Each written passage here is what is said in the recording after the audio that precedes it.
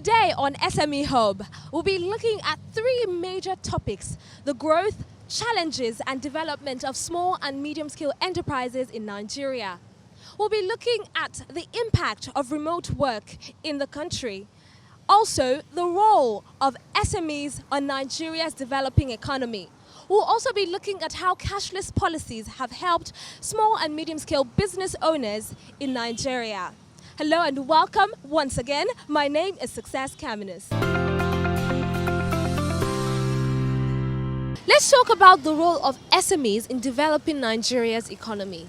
Now, the Nigerian population is predominantly rural, with the rural dwellers making up to 70% of the total population. Development is a process of improving the quality of life and economic well-being of a people.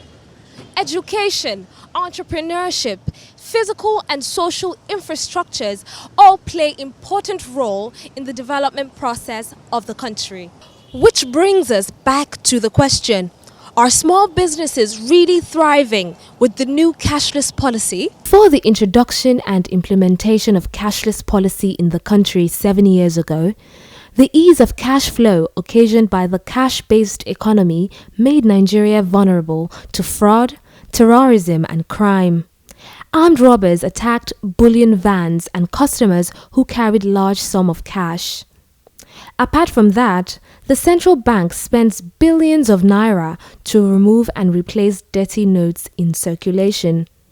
However, the cost of currency management reduced in 2014 by 13% following the introduction of cashless policy by the Central Bank of Nigeria.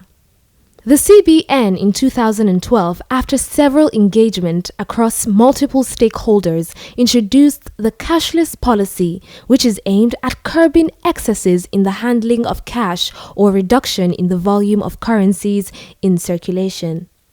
Businesses are beginning to run efficiently, and asking how this works for SMEs, people have this to say. I'm into property management. Yeah, for the people I work with and for the large sum, for the kind of business I do, sometimes it runs over 500 to a million. So people I work with won't give you 500,000 or come tell you, okay, come and take a check of a cash of 1.2 million like that. So they tend to transfer money to you. So one is it's more of a track record, or they write a check to you and you go pay the check in bank and you work. Then there you go, work starts. Yes, well, when my customer come, they'll first of all look at what they are buying.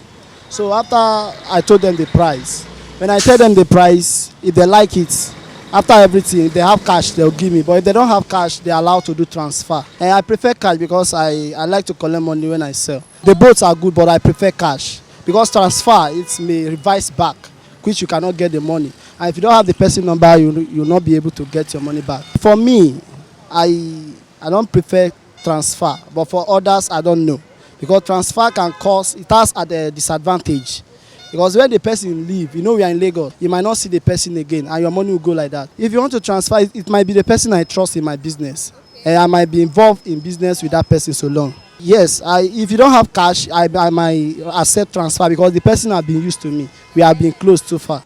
Cashless policy, well, I think it's the new way forward, because nowadays it's so difficult to just go around with cash, and most people just want to do it online, this online transaction, just make a transfer, pay, and I think it's just a quick way to make payments, and I think it's the new way forward. That's just it. It's fine because it's number one, your money is safe, because of sometimes you might go and you might come across some hooligans and thugs to harass you and to rob you, and sometimes it makes transaction fast and you can just get anything you want at your own convenience. Okay, I think the cashless policy has actually helped in a lot of ways, because one, so first, let me start from this. Just imagine meeting a friend of yours on the way and he's like, okay, how far, give me something there, and the fact that I don't have much on me here, I'm only with my ATM. So that actually saves you a lot of expenses at time. And looking at it during the pandemic or whatsoever, actually we are trying to reduce a lot of contacts. So using the transfer or USD code, whatever means, actually helps in reducing contacts. And I think it also helps the vendors actually. So I think cashless policy is just the best. It's the best. I'm speaking on behalf of myself, and I feel people should use cashless policies too, using the ATM, the POS. It also helps to avoid spending too much. When you have your cash on you, you just see some things and you want to buy. Like me, I can spend money very well whenever cash is with me. But whenever it's in my account like that, I don't get to spend too much. I learn to save and everything.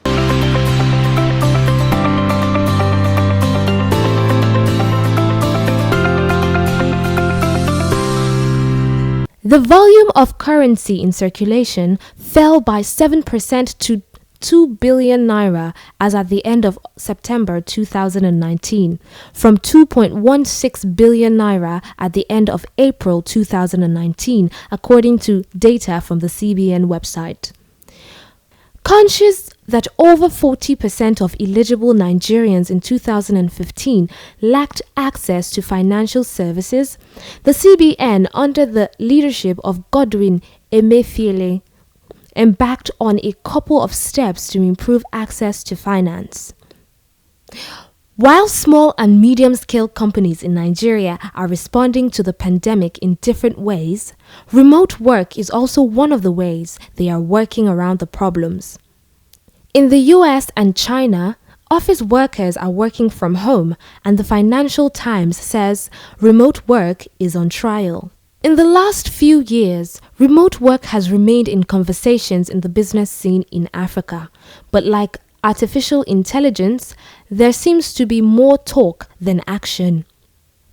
When it comes to how remote workers are faring in Nigeria, I spoke to a cross-section of remote workers across Nigeria. Here are their experiences. Yes, obviously, as you can see from from what's happening over the world right now, I think it's more encouraging for you to work remotely at home. So as to, obviously, like as you can see, the vaccine is just in Nigeria, and I doubt if 1,000 people have been vaccinated.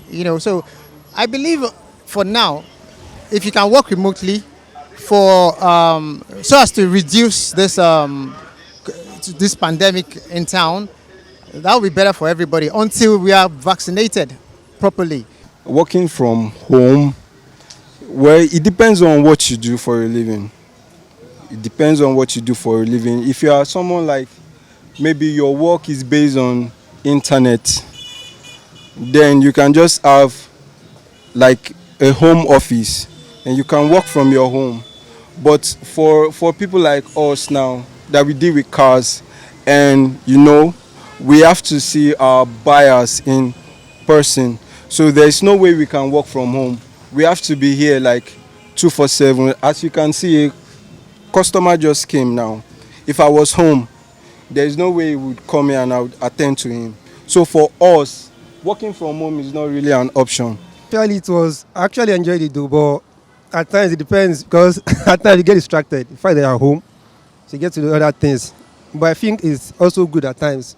You have to work at your own speed and all that. Looking at the company itself, it will reduce the expenses on their own aspects. So I think it is okay. Working from home is actually less stressful, and it's really very good for me. I don't know for other people, sha. Working from home is very nice because you have to just sit at home, take your orders from home, then people pay through transfers and everything. You don't need the cash. Using cash is very stressful. So I just feel working from home is very good.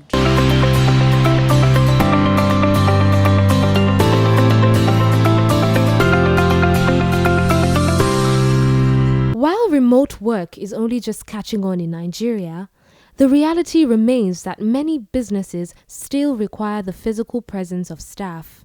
Yet, the roles which can easily be performed remotely are still in office. This is largely an infrastructural problem. We cannot take away the fact that Nigeria is a growing country and diversity is key for our SME businesses. Well, SME in any economy is like it's what bridges the gap between the medium scale enterprises and the multinational companies. So I think SMEs is quite important in all economy. For people like we're like in between. We bridge the gap in any economy. Looking at the situation of the country right now, employment is not easy to get, and if you have this your handiwork, probably for the graver, for example, which I am, a tailor or whatever, at least you can actually make an end live from there, and you can actually support others as well. So I think it's helping Nigeria a lot. Kind of, in some way, it's fine because without small scale business, you have to start somewhere.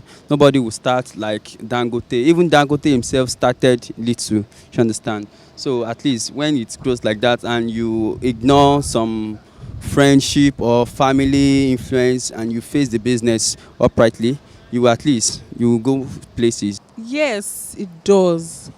For me, I'm into beads, and it actually helps people to. I'm into waist bead.